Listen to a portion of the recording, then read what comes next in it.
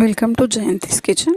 ನಾನಿವತ್ತು ಬನ್ನೇರಘಟ್ಟದಲ್ಲಿರುವ ಸ್ವರ್ಣಮುಖಿ ವೀರಾಂಜನೇಯ ಸ್ವಾಮಿ ದೇವಸ್ಥಾನಕ್ಕೆ ಬೆಟ್ಟಕ್ಕೆ ಹೋಗೋಣ.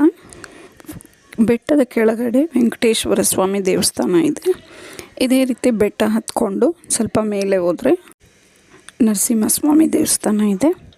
ಆ ದೇವಸ್ಥಾನ ಬಿಟ್ಟು ಇನ್ನೂ ಮುಂದಕ್ಕೆ ಹೋದರೆ ಮುಂದಕ್ಕೆ ಅಂದರೆ ಒಂದು 3 ಕಿಲೋಮೀಟ್ರಷ್ಟು ದೂರ ಆಗುತ್ತೆ.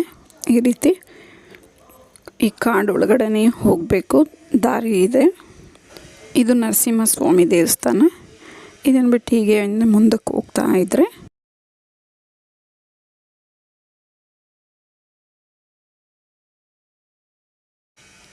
ಹಾಗೆ ಮುಂದಕ್ಕೆ ನಡ್ಕೊಂಡು ಹೋಗ್ತಾ ಇದ್ದರೆ ಮಧ್ಯ ಅರ್ಧ ದಾರಿಗೆ ಆಂಜನೇಯನ ಪಾದ ಇರುವ ಜಾಗ ಇರುತ್ತೆ. ಇಲ್ಲಿ ಇದನ್ನು ನಮಸ್ಕಾರ ಮಾಡಿಕೊಂಡು ಮತ್ತೆ ಹಾಗೆ